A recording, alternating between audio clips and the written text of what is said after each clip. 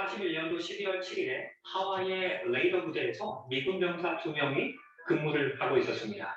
이들의 주된 임무는 레이더 대공 감시였습니다. 오전 7시 20분에 레이더망에 50대의 비행기가 접근하고 있는 것이 포착됩니다. 이들은 즉시로 상관에게 이 사실을 보고합니다. 하지만 장관은 이를 무시하게 됩니다. 그리고 그 후 채 1시간도 지나지 않아서 진주만에 폭격이 시작되었습니다. 그 폭격으로 인하여 2,400명의 군인들이 사망합니다.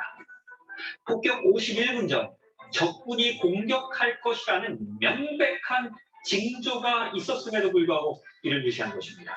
그리고 그 결과는 참혹했습니다. 아주 얼마나 멋진 이야기가 아주 영화 보는 것 같죠?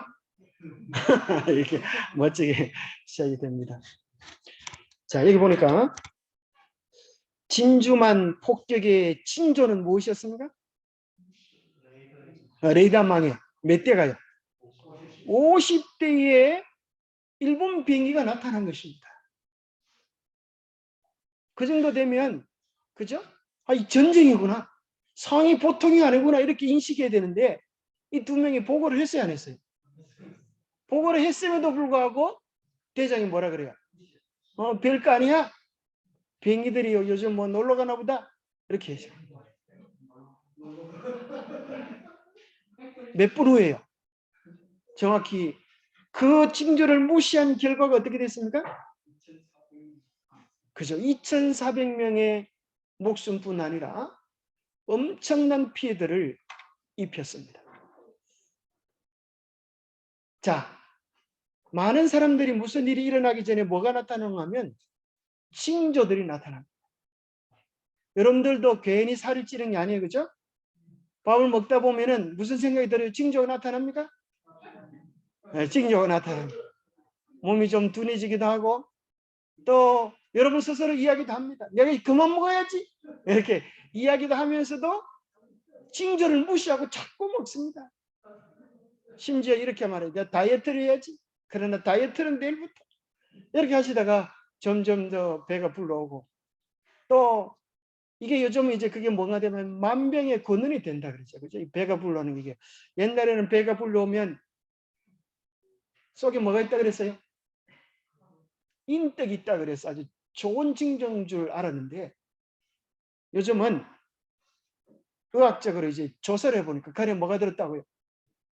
그래서 그걸 요즘은 인떡이 들었다는 거고 뭐가 들었다 그래요?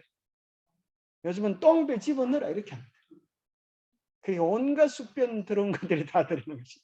그래서 우리가 징조를 보면서 무시하면 피할 수 없는 엄청난 재난이 다가오지만 그 징조를 깨닫고 준비했다고 하면 그죠? 이런 일이 없었을 것입니다.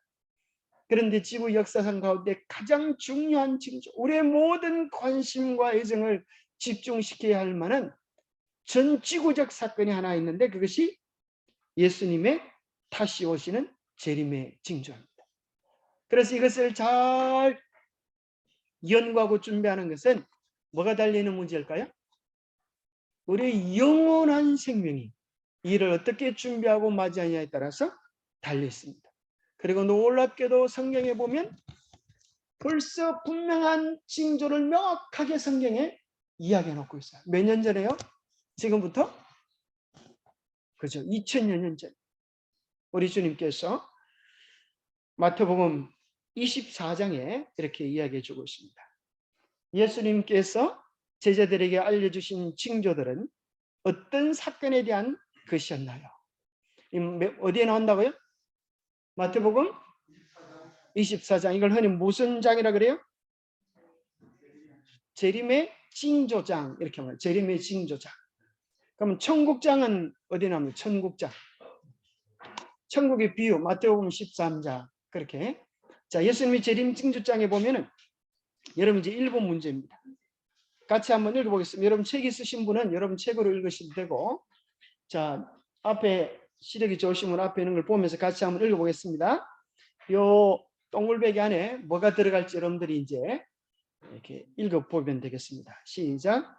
예수께서 감난산 위에 앉으셨을 때에 제 아들이 조용히 와서 이르되 우리에게 이르소서. 어느 때에 이런 일이 있겠사 하며 또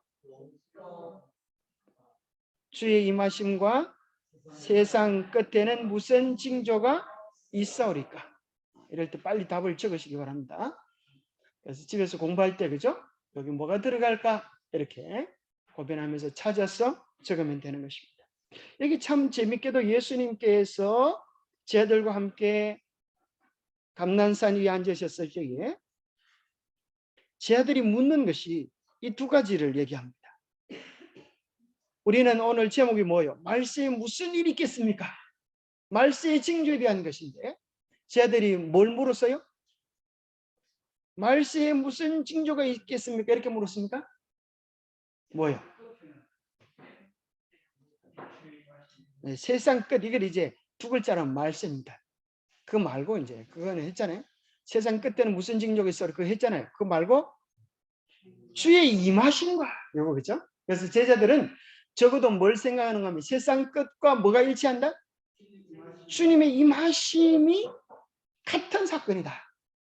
우리가 어디에 초점을 맞추냐에 따라서 우리에게 있어서 슬픈 일이 되기도 하고 기쁜 일이 되기도 하고 어디에 초점을 맞추면 슬플까요? 세상 끝. 말세에 무슨 일이 일어날까 이렇게 생각하면 말세는 뭐야? 망하는 거잖아요. 멸망하는 거잖아요. 끝이잖아요. 그죠? 그런데 놀랍게도 이 세상에 가장 큰 멸망의 때가 오히려 주의 임하심이 되어서 주의 백성들은 이제껏 그렇게 사모하고 소망했던 그 나라에 들어갈 수 있는 놀라운 것입니다. 참 희한하죠? 그러니까 보세요. 믿음이라고 하는 것은 우리가 아무리 어렵고 힘든 일이 있어도 그것을 변화시켜서 복이 되게 해주는 겁니다. 인간이 당할 수 있는 최고의 어려움은 뭐죠? 죽는 거잖아. 그죠? 근데 마태복음 11장 25절에 예수님 뭐라 그래요? 죽어도 살겠고. 참 세상 희한하죠? 나를 믿는 자는 죽어도 살겠고. 어떻게 죽어도 삽니까? 죽으면 끝난 것 같은. 예수님께서 부활을 나는 부활이요 생명이니. 인생의 가장 어려운 죽음도 예수님 안에 있으면 생명으로 바뀌어지고 예수님 안에 있으면 세상의 마지막도 세상의 끝도 끝이 아니라 뭐가 시작이 돼요? 천국의 시작입니다. 감사합니까?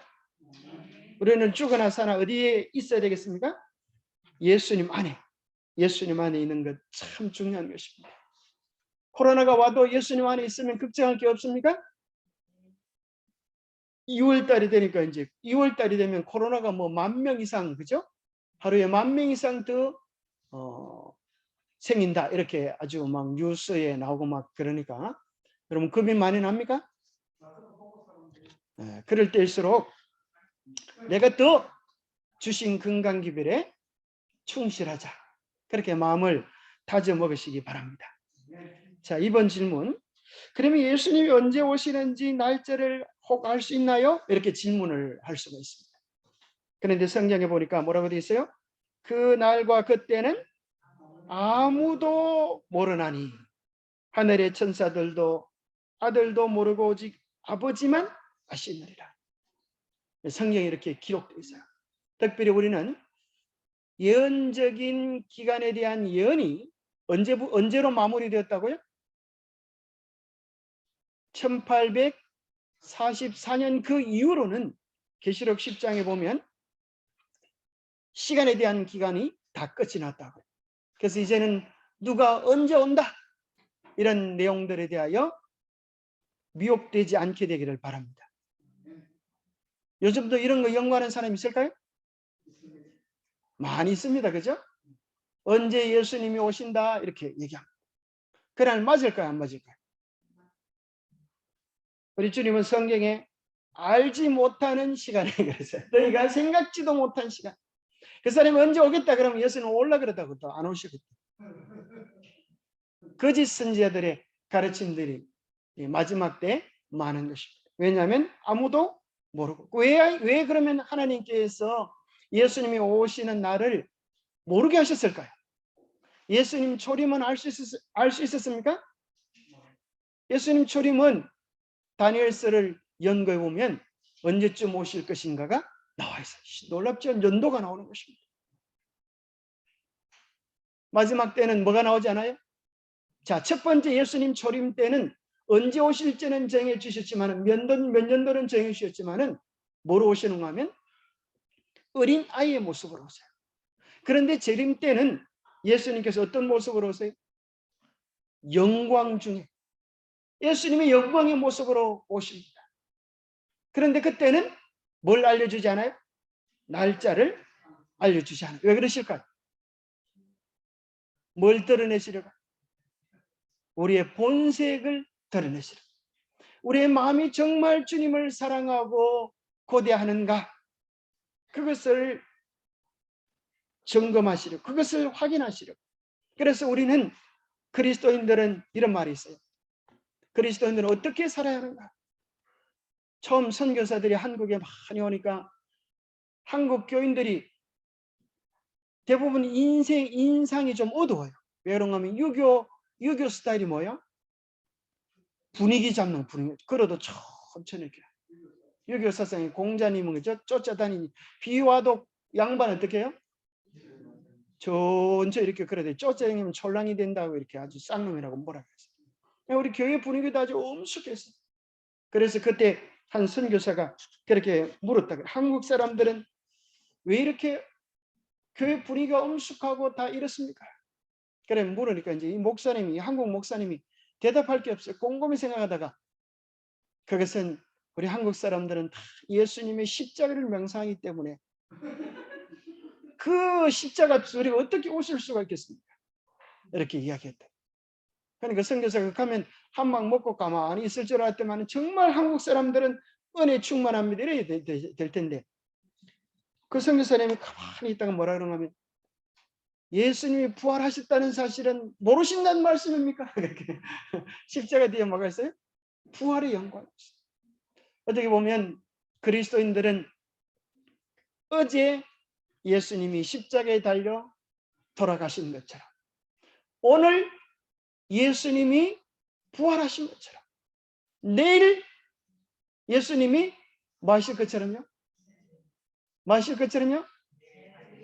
다시 오실 것처럼 그렇게 살아가는 사람들이 그리스도인입니다. 어떤 한 분이 선지자에게 와서 물었습니다. 언제쯤 예수님이 오시겠습니까? 그때 선지자가 답변하기 이렇게 얘기했습니다. 10년 전에 오신다면 당신이 뭘 준비하겠습니까? 어떻게 준비하겠습니까? 오늘 그렇게 사십시오. 오늘 그렇게 사십시오. 먼 때로 시간을 하나님이 정해주신다면 10년 후에 오신다고 하면 9년 동안은 놀려고 그러는 거 아닙니까? 9년 동안은 다른 생각하고 살려고 하는 거 아닙니까? 우리가 매일 주님이 오시는 것처럼 주님을 맞이할 백성들처럼 그렇게 마음을 정하고 믿고 살아가십시오. 그랬습니다. 우리의 마음이 늘 주님이 오실 것처럼 그렇게 사시기 바랍니다. 실제로 우리의 믿음이 충만하고 재림을 고대하는 사람들은 실제로 어떻게 사는가 하면 예수님이 곧 오실 그런 믿음을 가지고 살고 세상의 재미가 좀 붙어지면 무슨 생각이 들어요? 예수님이 오시는 것이 점점 더 늦춰져서 10년 후에 오시려나? 아니면 내가 살았을 때 안 오시려나? 심지어 어떤 사람은 예수님이 영 오시지 않는 건 아닐까? 그런 지경에 떨어지게 됩니다. 그래서 마태복음 24장에 보면 어떤 사람을 악한 종이라 그랬어요?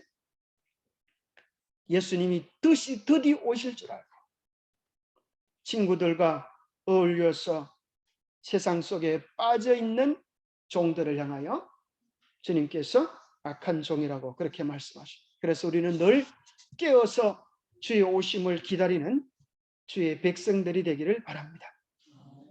자, 그러면 예수님의 날짜는 정해지지 않았는데 예수님의 재림이 가까웠다는 사실을 우리가 어떻게 알 수 있겠습니까? 징조를 통해 알 수 있다. 자, 성경 어디에 나오죠? 마태복음 24장 32절 33절 같이 한번 읽어보겠습니다. 시작. 무화과 나무의 비유를 배우라. 그 가지가 연하여 지고 잎사귀를 내면 여름이 가까운 줄을 아나니 이와 같이 너희도 이 모든 일을 보거든 인자가 가까이 곧 문 앞에 이른 줄 알라. 무화과 나무를 보라는 것입니다. 가지가 연하여 지고 잎사귀를 내면은 여름이 가까워진 줄을 아는 것처럼 예수님 재림 전에 이러이러한 징조들이 있는 것을 보거든 뭐가 가깝다는 걸 알아라? 인자가 문 앞에 이런 줄을 알아라.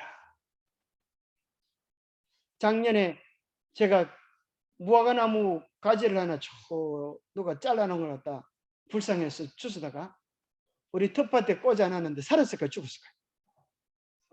희한하게 그 무화과 나무가 이렇게 꽂아놓으니까 살았어요. 그리고 가을에 아주 엄지손가락만하게 아주 열매가 달렸어요. 저는 이제 기대를 했습니다. 침을 생기면서 언제 여름 익을까? 언제 여름 익을까? 이렇게 생각했는데 익었을까? 안 했을까요? 지금도 달려 있습니다. 겨울이 돼서 이놈이 얼어 죽었어요. 열매만 얼어, 나무는 아직 살아요. 근데 열매도 보니까 이 잘 맞춰서 익어야, 그죠? 탐스럽고 맛있는 열매가 되어서 주인을 즐겁게 하는 것입니다. 얘가 살기는 살았는데 열매가 때를 모르고 열매가 달려가지고 익지도 못하고 고기를 막 가버렸습니다. 얼마나 안타까운지 모르겠어요. 그게 잘 익었으면 여러분도 나눠줄 수도 있는데 그게 아주 안타까운 일입니다. 자, 그래서 우리가 징조들을 잘 연구해야 되겠습니다. 예수님 재림 전에 어떠한 일들이 있을지. 자, 여러분 아는 징조를 한번 얘기해 보세요. 어떤 징조가 있죠? 네? 아는 게 하나도 없으시네 보니까. 자, 성경 말씀을 살펴보겠습니다. 자, 예수님께서 어떤 말로 재림의 징조에 대하여 묘사하셨는가? 자, 여기서 굉장히 중요한 것이 나옵니다. 이 모든 것이 뭐의 시작이라? 마태복음 24장에 보면 여러 전쟁과 난리와 소문에 대한 이야기를 하시다가 이 모든 것이 재난의 시작이라. 그런데 이 재난의 시작이라고 하는 이 말이 참 놀랍습니다. 저도 이번 이 교과서에서 처음 깨닫게 되었는데 이 재난의 시작이라는 말은 재난이라고 말은 헬라어 오딘이라는 말인데 무슨 뜻인가 하면 해산의 고통과 같다 이런 거예요. 이 모든 것들이 해산의 고통처럼 다가온다는 거예요. 그럼 이제 여러분들이 이게 무슨 소리인지 알겠습니까? 그게 무슨 소리야? 우리 홍 집사님 무슨 소리 같아 이게?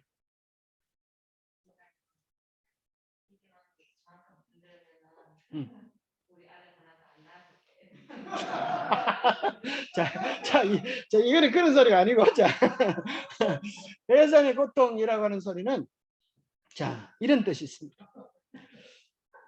애 낳을 때 힘들어 죽겠으니까, 이런 거 안 왔으면 좋겠다, 이게 아니에요. 애 놓을 때 말이에요. 제가 애를 안 낳아서 잘 모르는데, 애 놓을 때 애가 나오는 줄 알고 막 병원에 쫓아갔습니다. 의사가 뭐라 그러는가 하면 아직 멀었어요. 아직 멀었습니다.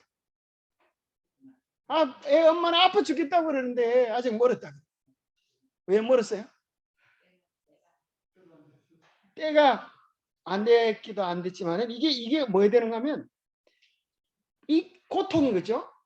애 진통할 때 한 번 고통이 왔다가 또 아무 일도 없었다는 듯이 조용하다가 또 막 애가 나올 것처럼 이러다가 또 조용하다. 이 빈도가 어떻게 돼야 된다고요? 더 잦아지고 강도가 더 세지다가 애가 나오는 거야. 그것도 모르면서 애를 잘 놓으셨네. 자, 그래 한번 보세요. 자, 왜 하나님께서 애가 막 나오려고 그러다가 조용한 시간을 주실까요? 왜 그럴까요? 그 준비하라고 그러지. 하나님께서 계속 막 애 막 나오려고 막 그러다가 막 애 그냥 나와버리면 그 애를 받을 수 있는 준비할 시간이 없잖아. 물은 대뼈 나는지, 예? 가위는 소독해 놨는지, 산파는 불러 놨는지 이런 것들이 이제 점검하라는 거지. 예수님의 재림의 징조도 이와 같다는 거야. 시간이 지나면 지날수록 빈번해지고 강도가 세집니다. 그래서 어떤 사람들이 예언 얘기를 하는 징조에 대한 이야기를 하면서 그거 벌써 우리 다 배웠는데요. 우리 조그만 할 때 하도 들어가지고 근데 장가 가기 전에는 예수님 오실 줄 알았었는데 내가 이렇게 장가 가서 애를 낳았는데 안 오셨다 그렇게 말하는 분도 계세요. 뭐가 돼야 돼요? 강도가 더 증가해야 합니다. 자, 예수님의 재림 직전의 마지막 때와 관련된 징조들은 어떤 것들이 있는가? 첫 번째는 이제 정치적인 징조. 세상에 돌아가는 징조를 보니까 같이 한번 읽어보겠습니다. 시작. 난리와 난리의 소문을 듣겠으나 민족이 민족을 나라가 나라를 대적하여 일어나겠고 이 마지막 때가 되면 될수록 뭐가요? 전쟁이 더 치열하게 됐다. 자, 이 최근에 주요 전쟁들에 대한 보도를 보면 미국 남북전쟁 60만 명 이상의 사망이 있었고 제1차 세계대전 1600만 명, 제2차 세계대전 6천만 명이 죽은 사람. 한국전쟁 6.25 전쟁으로 120만 명 이상이 사망했습니다. 또 베트남 전쟁으로 100만 명 이상이 사망했고 자 이런 전쟁뿐 아니라 오늘 이 시대의 전쟁 무슨 전쟁이라고 합니까? 경제전쟁 이런 일들이 또 일어나고 있는 것입니다. 게다가 또 여기 보면 전 세계적인 테러 이런 일들이 더 많아지는 것입니다.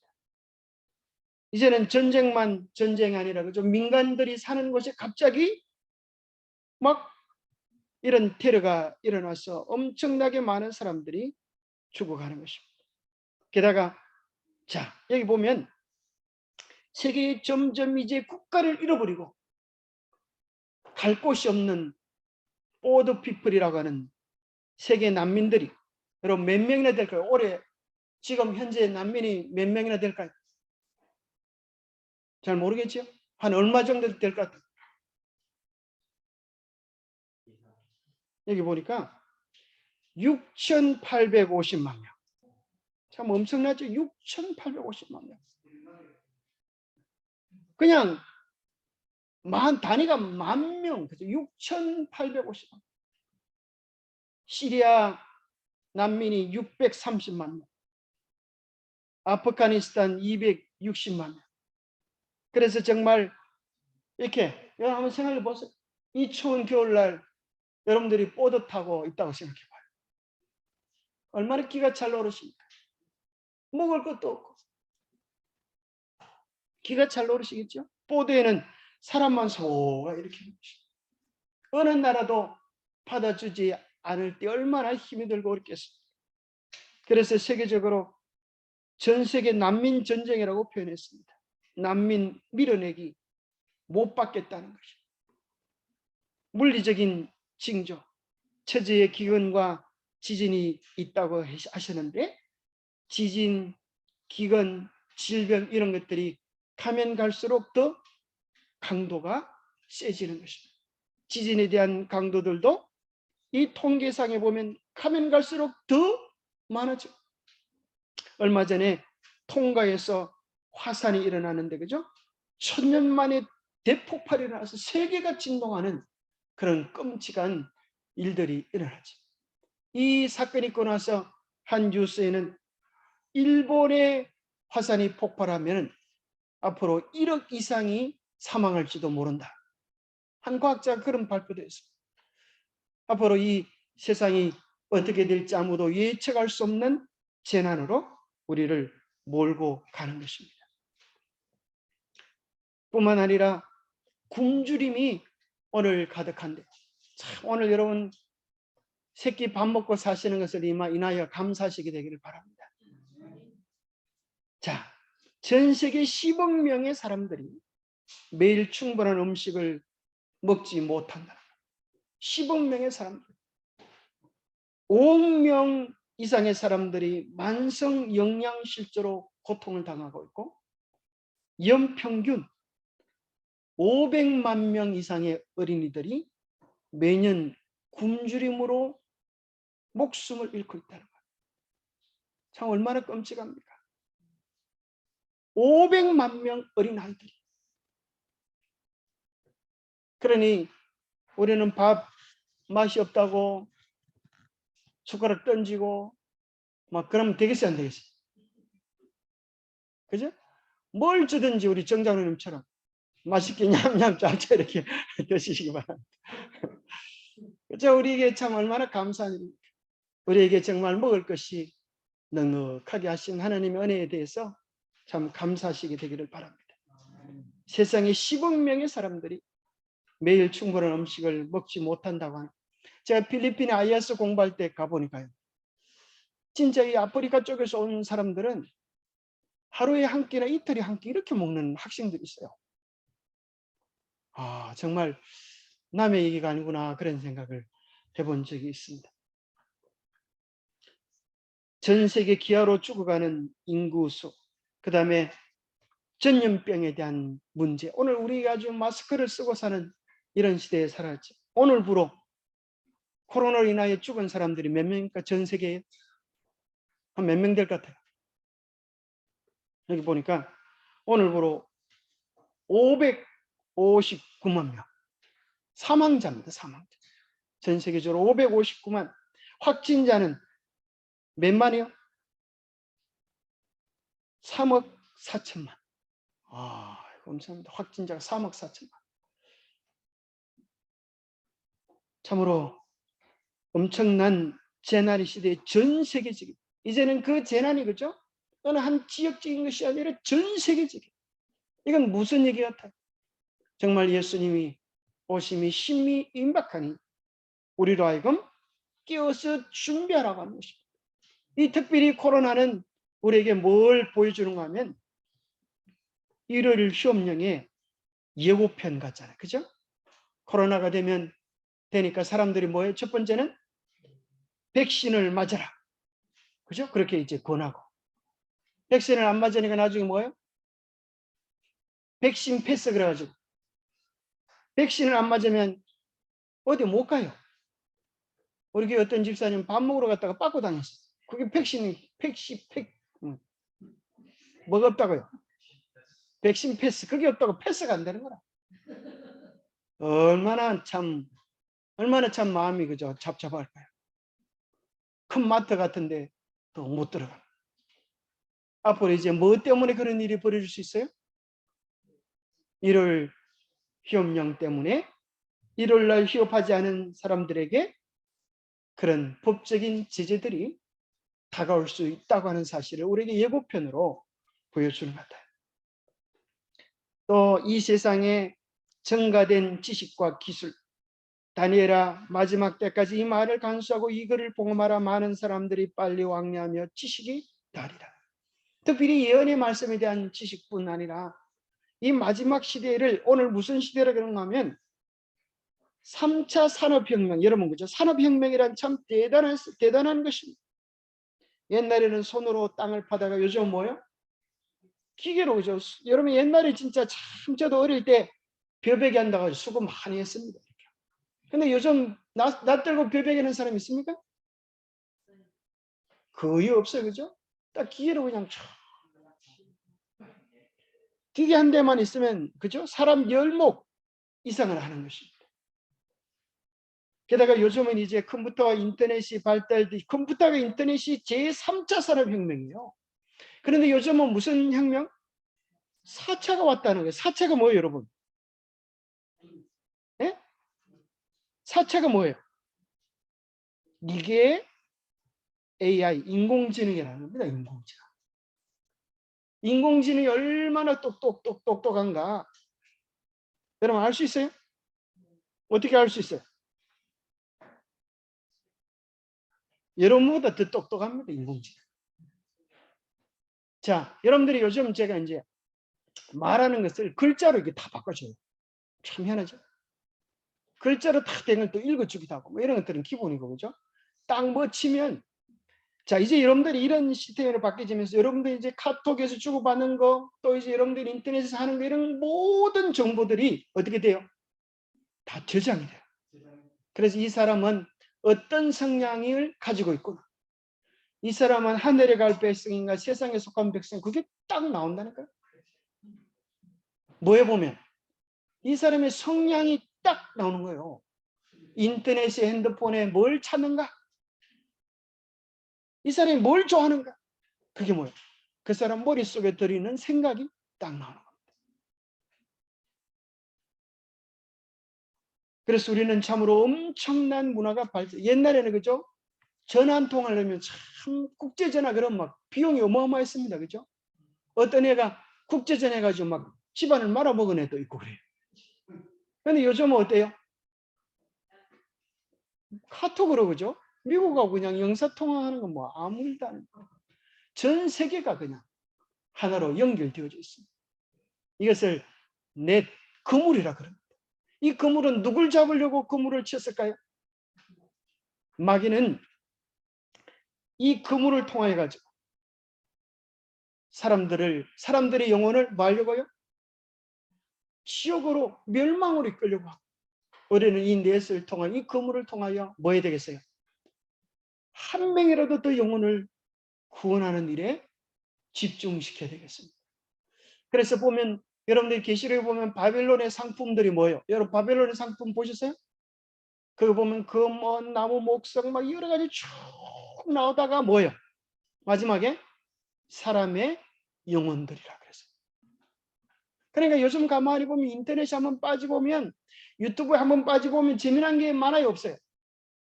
재미난 게 엄청 실이 많습니다. 그래서 그걸 찾아가다 보면 나중에 뭘 빼앗겨버려요? 내 영혼을 빼앗겨버려요. 요즘은 물건 사는 것도 종류가 마저 천지 삐까리라 그죠? 어떻게 사람들이 연구했는지 그죠? 기가 찬 물건들이 나와요. 그런데 빠져 있으면 하늘을 생각할 시간이 없어. 우리 영혼을 팔아버리게 되는 것입니다. 그래서 그것이 다 바벨론의 상품들이라 그렇게 이야기해 주고 있습니다. 오늘 현대 이 과학자들이 이제 이런 이야기를 합니다. 지구가 불타고 있다. 지구가 불타고 있다. 무슨 소리야? 지구 온난화로 이제 심각한 위기들이 봉착해 있는 것입니다. 우리의 탈출용 창문은 점점 더 단단해지고 있다. 그래서 이상한 기온 현상들이 전 세계를 강타합니다. 물난리, 불난리, 바람난리, 온갖 재난들이, 심지어 코로나 이 질병까지. 그래서 이제 여기 보면 이제 뉴스에 보면 뭐가 나오는가 하면 지구 온난화에 대한 이런 많은 문제, 전 세계적인 재난이 닥치니까 이제 교황은 이런 말을 했습니다. 여러분 여기 뉴스인데 한번 유튜브에 찾아보세요. 교황, 백신 접종은 사랑의 행위다. 백신을 많이 맞아. 맞는 말입니까? 왜 맞는 말이에요? 여기에 대해서 반대할 사람은 거의 없죠. 그죠? 또 그리고 이제 이 교황이 이제 얘기하고 나서 또 뒤에 세계적으로 유명한 신부들이 또 교구장들이 나와가지고 백신을 맞으십시오. 백신은 사랑의 힘입니다. 좋은 말로 하는 거예요. 이제 이런 것들이 뭐로 바뀌지는가 하면 좋은 말로 하면 사랑의 행위인데 반대로 하면 뭐가 되는 거예요? 사랑 안 하려고 하면 이놈은 뭐가 되는 거예요? 과적자가 되고 나쁜 놈이 되는 거예요. 자, 얼마나 좋은 운동이에요. 그래서 여러분들이 보면은 교황님과 함께하는 백신 나눈 운동. 그래가지고 이제 전 그 천주교에서는 천주교는 참 이런 걸 잘해요. 그래가지고 백신 나눔 운동을 위해서 여기 나온 한국의 유명한 교구장들이 나와가지고 막 춤도 춰요. 백신을 맞으세요. 막 이러면서 이제 춤도 추고 막 이렇게 영상을 만들어가지고 보급합니다. 그럼 전화 한 통에 3만 원. 이렇게 전화 한 통한 백신 이제 해가지고 이 돈을 모아가지고 어디로 보낸다는 거예요? 백신을 못 받는 후진국에게 돈을 보내자. 좋은 운동입니까? 좋은 운동이죠. 죽어가는 사람 살리는 굉장히 좋은 운동이라는 거예요. 그래가지고 모금 운동을 했는데 우리 한국에서만 얼마나 모금이 됐을까요? 한국에서만 55억 돌파했어요. 55억. 참 대단하죠. 이런 뉴스를 보면 이제 많은 사람들이 그럽니다. 야, 교회들은 코로나를 갖다 전파하고 다니는데, 응? 천주교는 뭐 하고 있다? 백신을 막 공짜로 나눠주는 일이 이렇게 수고한다. 진짜 교회는 누구밖에 없다? 천주교회밖에 없다. 이게 세상적인 분. 뭘 잘 모르는 사람들이 정말 저분들 헌신적이고 좋은 분들이다. 지구온난화에 대해서도 이제 교황이 이렇게 합니다. 벌써 천주교는 이런 것들을 수십 년 전에 준비해왔어요. 그래서 찬미바도소스. 여러분 찬미바도소 이것이 라틴어로 그쪽 말로 뭐라 그랬어요? 기억납니까? 라우다토시 기억납니까? 그죠? 그거요. 그게 뭔가면 찬미바도소서라는 것인데 이제 지구를 우리가 보호하기 위하여 맞아. 전 세계 연합하여 하나뿐인 지구를 살리자. 좋은 말입니까? 얼마나 좋은 말인지 몰라요. 여기 반대하면 그놈은 나쁜 놈들. 그러면서 여기 이제 교황님이 여기 보니까 교황님은 아주 참 인자하신 분인데 이 문제만큼은 단호하신다. 단호한 교황, 환경 파괴는 죄이다. 이렇게 규정을 하고 교수를 내렸어요. 그래서 환경을 파괴하는 것은 다른 생태의 생물들을 살생하는 것과 같아. 맞습니까? 네, 맞는 말 같죠, 그죠? 맞는 말. 맞는 말이죠. 모든 사람들이 찬동하고 이의를 제기할 수 없는 그런 말들을 하는 것입니다. 이 모든 일들 속에는 이제 궁극적으로 우리가 아는 것처럼 프란치스 교황님의 10가지 행복 비법. 참 말도 참 잘합니다. 그죠? 교황님 뭐라고 얘기하는가 하면 다른 사람의 삶을 인정하라. 관대해져라. 겸손하고 느릿한 삶을 살아라. 식사할 때 텔레비를 끄고 대화를 하라. 이런 가족과 함께 시간을 보내라. 좋은 말입니까? 좋은 말이죠. 그래 뭐라 그러는가 하면 자신의 신념 종교를 강요하지 말라. 평화를 위해 노력하라. 참 어려워도 하나도 나쁜 말이 없는 것 같은데 이 말을 뒤집어 보면 무슨 말인가 하면 보세요. 자신의 신념 종교를 강요하지 마라. 이 말은 무슨 말인가 하면 뒤집어 보면 모든 종교에 다 구원이 있다는 거야. 아무건 믿어도 성실하게 하면 된다는 거야. 이러이러시라라는 말은 나중에 이제 환경 문제와 더불어서 이러이러를 심으로 탄소량을 줄일 수 있고 이 무너지는 도덕성을 회복할 수 있는 중요한 운동이 되게 될 것에 대한 사회적 분위기의 밑거름을 까는 것입니다. 여기 대정도 587페이지에 나오는 내용입니다. 자, 우리 서진이 가면 큰 소리로, 서진이 목소리 크죠?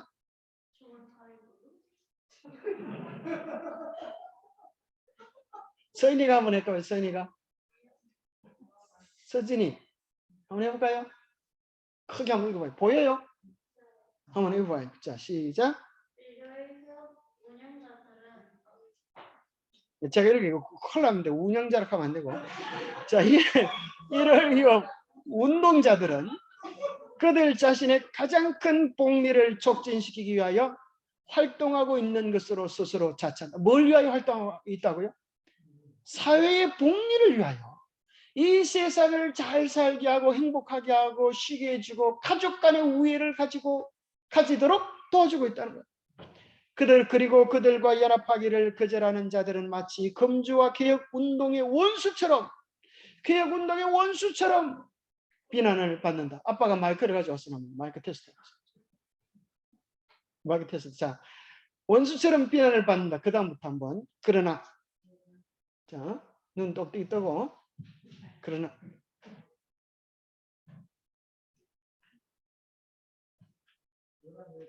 보여요. 그러나 오류를 정당화시키기 위한 어떤 운동이 본질적으로 선량한 어떤 다른 운동과 연합되어 있기 때문에 오류를 좋은 것으로 만들어 준다는 이론은 성립될 수 없다. 우리가 독소를 건전한 음식물에 혼합시킴으로 그 정체를 가정할 수는 있을지라도 그 독성 자체를 변하게 할 수는 없다. 그렇게 되면 오히려 그 독성을 깨닫지 못하게 하는 그만큼 위험은 더욱 심하다. 오, 그죠? 아주 정말 잘 읽어줬어. 목소리가 아주 꾀꼬리처럼 같은데. 저 서인이가 이걸 요약해 주는 거. 이게 무슨 소린가 도대체? 무슨 소리 같아 이게? 어? 무슨 소리야? 마이크 있으니까 마이크 대가. 자, 무슨 소리 같아? 서인이가 딱 들어보니까.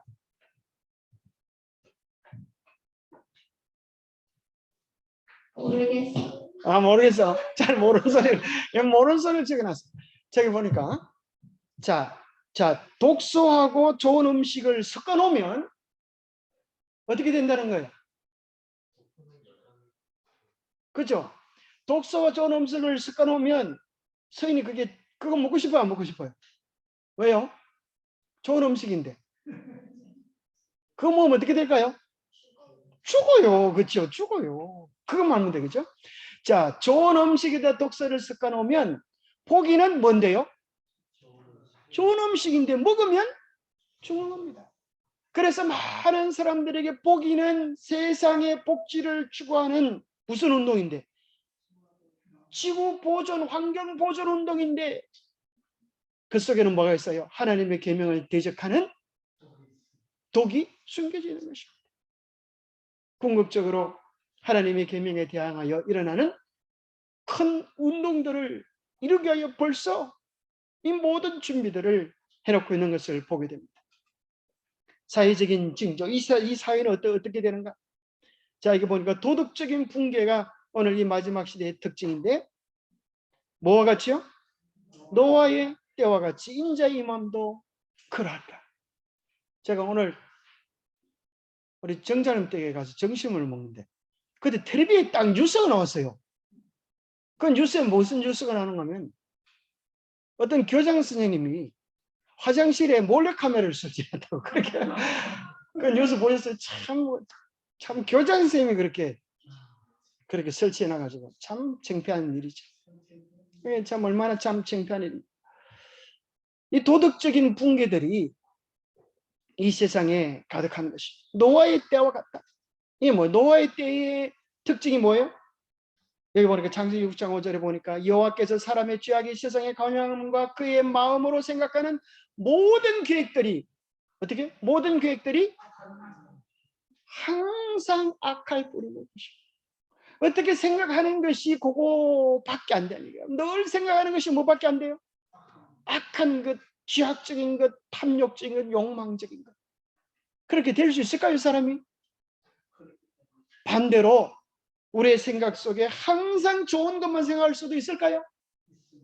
우리의 마음의 채널을 어디로 돌려에 따라서. 결국 나는 누구인가? 나는 누구예요? 내 생각과 감정, 그게 나예요. 그죠? 나의 생각과 감정, 내가 어떤 생각과 어떤 마음을 가지고 살아가는가? 우리의 품성이란 뭐예요? 생각과 감정. 누가 나를 발을 걸려 넘어지게 했어. 그때 우리 속에 어떤 생각이 일어나는가? 자, 서인이 누가 발을 딱 걸려서 넘어지게 했어. 그때 무슨 생각이 날까요? 아파. 아이고 아파. 아이고 아파 죽겠네. 이렇게 아픈 생각이 들죠. 그죠? 네, 그 순간에 내가 어떤 생각을 하는가? 그것이 우리의 모습입니다. 자, 그 당시 사람들이 항상 악할 뿌림을 악할 뿌림을. 자, 이 악이 이 온 세상에 가득하고 있고, 이 악을 뭐로 교육시키는가 하면 세상에 영화, 드라마 이런 것들을 통하여 그죠? 게임을 통하여서 아이들을 양성하고 있는 것입니다. 아이들이 하는 게임의 대부분들은 주로 뭐에 대한 것들이에요? 폭력과 이런 것들로 도배되어 있는 것들을 발견합니다. 불법의 성함으로 많은 사람의 사랑이 식어지는. 11절에는 무슨 말씀이나 13절에 보면 그러나 끝까지 견디는 자는 구원을 얻으리라 그랬어요. 끝까지 많은 자는요? 끝까지 견디는다는 말을 12절과 연관시켜 보면 끝까지 사랑을 잃어버리지 않는 자라. 새로 세상에 비록 뭐가 있을지라도 악하고 불법이 성하여서 우리가 사기를 당하고 어려움을 당한다 할지라도 우리의 마음속에는 뭘 잃어버려서 안 된다는 거예요. 사랑을 잃어버리지 않아요. 그래서 하나님의 백성들은 돈을 안 뺏기는가 뺏기는가 이거 전쟁하는 게 아니에요. 무슨 전쟁한다고요? 사랑 전쟁입니다. 품성 전쟁. 옛날에 유명한 힐ler이라고 하는 랍비가 있었는데 이 랍비는 너무 성품이 좋아가지고 어떤 경우에도 성질을 안 낸다는 거예요.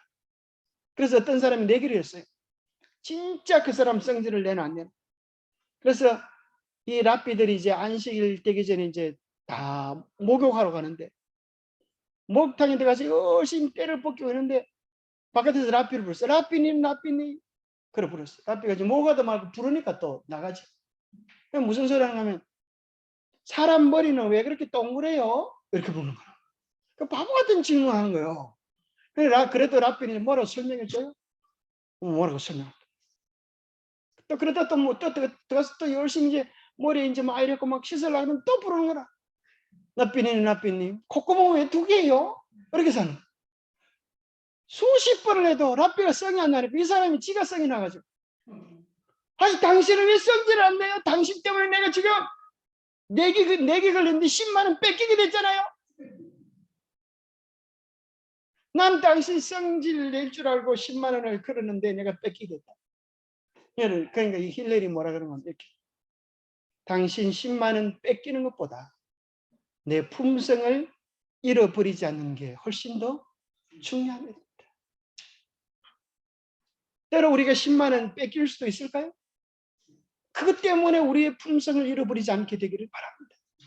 왜냐하면 품성은 그보다 더 가치 있는 것이기 때문에 소중한 것이기 때문에 우리의 품성은 곧 우리가 누구를 믿고 누구를 사랑하고 누구를 의지하고 있는가를 드러내주는 것이기 때문에 그렇습니다. 오늘 마지막 시대의 특징 가운데 한 가지가 관계가 붕괴되어진다는 거예요. 가장 사랑해야 될 가족 간의 관계, 가장 믿고 의지해야 될 하나님과의 관계가 깨어진다는 겁니다. 우리나라 이혼 건수를 보니까 갈수록 늘어나고 있습니다. 게다가 또 뭐가 더 늘어나냐면 요즘은 옛날에는 젊은 사람들만 이혼했는데 요즘은 어떻게 된 심판인지 고령자들의 이혼이 황혼 이혼이 늘어간다는 거예요. 참 미안하죠. 옛날에는 여자분들이 참고 살았는데 요즘은 안 참는다는 거예요. 아이고 할머니 이 늦음하게 뭘 이혼하시려고 그래요. 이제껏 잘 참고 오시는데 얼마 더 사시겠다고 그렇게 이혼하시려고 그래요. 얼마나 더 좋은 꼴 보시려고 그래요. 그렇게 물으니까 그 상담자가 그렇게 하니까 할머니가 이제껏 잘 참았는데 이제라도 좀 사는 것답게 살아봐야 되지 않겠어. 이것들이에요. 참 고약하죠. 이 할머니 딴에는 속에 막 분동이 터지는 거 이때까지. 근데 왜 이혼을 하나? 조사를 보니까요. 47.3% 제일 많은 퍼센테이지가 뭐예요? 성격 차이라고. 성격 차이. 여러분 성격 차이가 뭔지 아세요? 성격 차이가 뭐예요? 다른 말로 하면 그쵸? 품성의 차이예요. 성화가 안 됐다는 거예요. 집안에서 자기 고집만 세우니까 삐걱삐걱 소리가 나는 거예요. 우리의 모든 문제는 자아가 죽으면 자존심만 쏙 뽑아버리면 5분 안에 해결되는 거예요. 이렇게 이혼하지 않아도 될 사람이 뭐만 바꾸면 될 건데 그 성질 하나를 못 고쳐가지고 이혼하는 거예요. 이혼한다고 해서 성질이 고쳐질까요? 성질이 더 더러워지죠. 오직 예수님만이 희망인 것입니다. 그죠? 근데 여기 보니까 또 뭐가 나오냐면 경제 문제, 또 배우자의 불륜 문제도 있어요. 나이가 들어서도 그렇게 배우자 불륜이 있다고 하면 여러분 꺼진 불도 다시 보자 잘 지키시기 바랍니다. 어쨌거나 이 세상이 사랑을 잃어가는 그런 시대라고 하는 것입니다. 가족 간의 사랑을 잃어가고 또 하나님과의 사랑을 잃어갑니다. 먼저 이것을 알지니 말세에 조롱하는 자들이 와서 자기의 정욕을 따라 행하며 조롱하여 이르되 주께서 강림하신다는 약속이 어디 있느냐? 하나님께 대하여도 배교하는 일들이 일어난다는 거예요.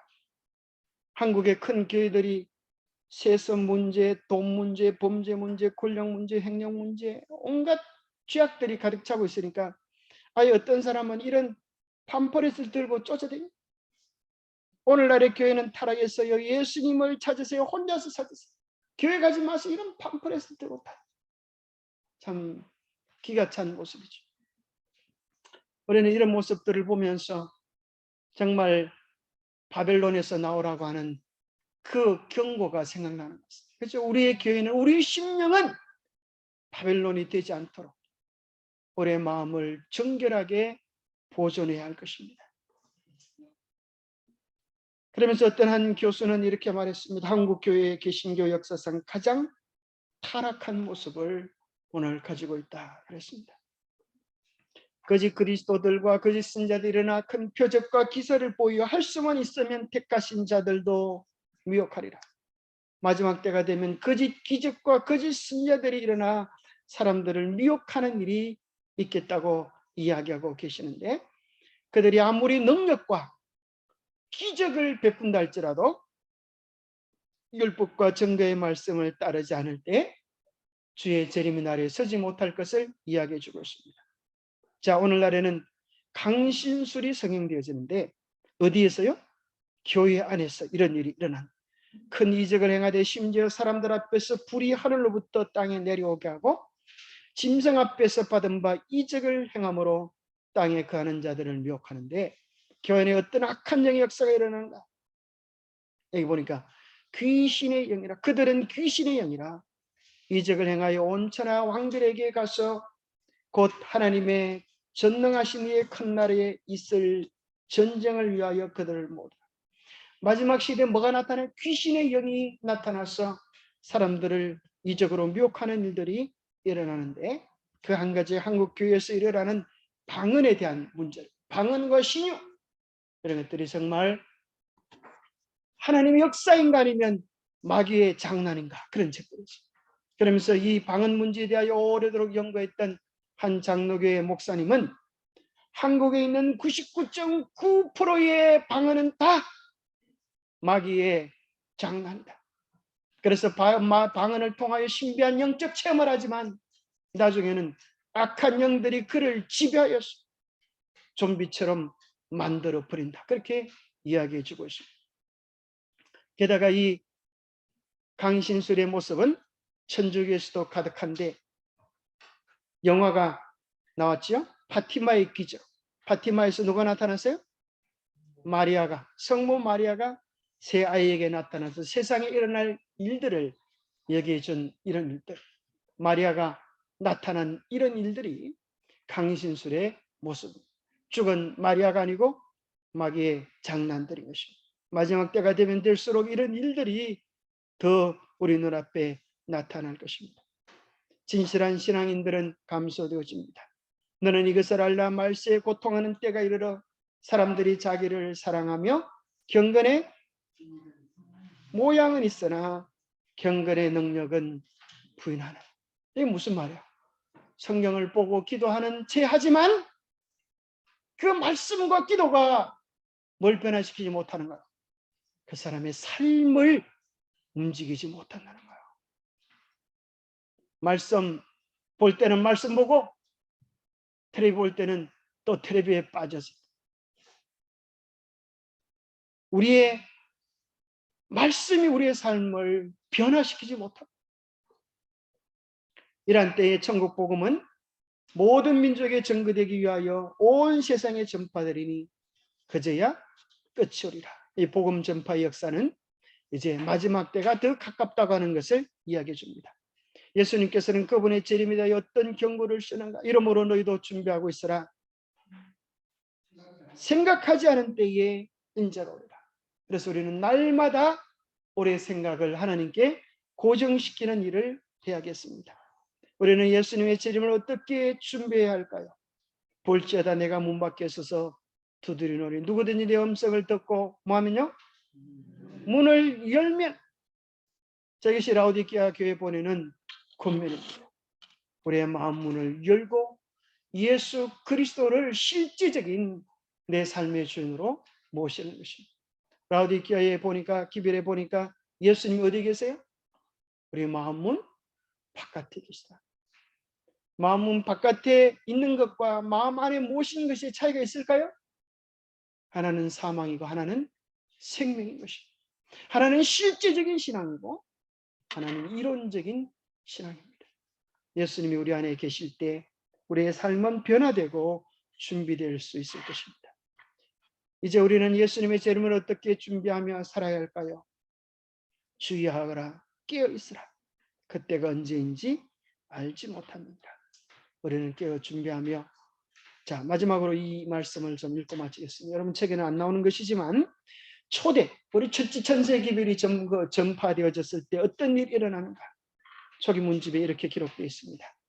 이 기별이 가는 곳마다 사람들의 마음을 움직였다. 죄인들이 회개하고 울면서 용서를 구했으며 부정직하게 살아온 자들은 원상을 회복하기 위하여 애썼다. 부모들은 그들 자녀들의 구원을 위하여 애를 태웠다. 이 기별을 받아들인 자들은 그들의 괘씸하지 않은 친구들과 친척들을 찾아가서 그들이 엄숙한 기별에 굴복하고 인자의 오심을 위하여 준비하도록 탄원했다. 마음이 완고한 자들은 그 같은 증거와 감동적인 경고에도 굽히지 않았다.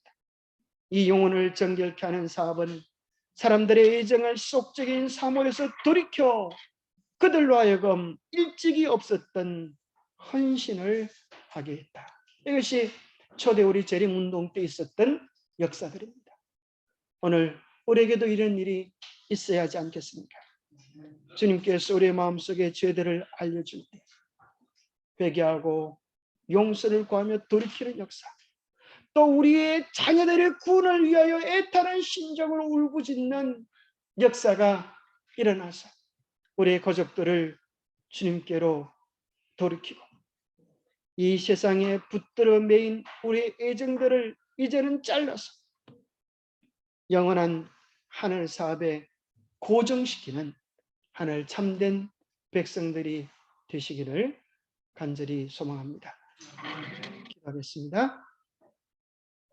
하나님 아버지, 오늘 이 시대의 징조들을 보면서 우리 주님이 문 앞에 가까이 다가왔음을 깨닫게 하여 주시옵소서.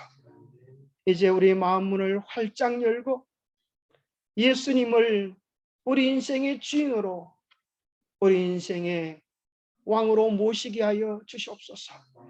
우리의 마음을 차지했던 세상적인 욕심과 세상적인 생각들을 말끔히 씻어버리게 도와주시고 하늘에 고정되어진 재림 성도다운 삶을 살아갈 수 있도록 도와주시옵소서. 세상의 모든 것들은 머지않아 사라질 것들입니다. 사라질 세상 것들에 우리의 애정을 빼앗기지 않게 하여 주시고 우리의 영원한 관심을 영원한 것에 둘 수 있도록 도와주시옵소서. 우리를 하여금 재림을 위하여 준비되며 세상을 준비시키는 귀한 사명을 감당하는 마지막 참 백성들이 될 수 있도록 축복해 주시옵기를 우리 주 예수 그리스도로 머지하여 간절히 간구하옵나이다.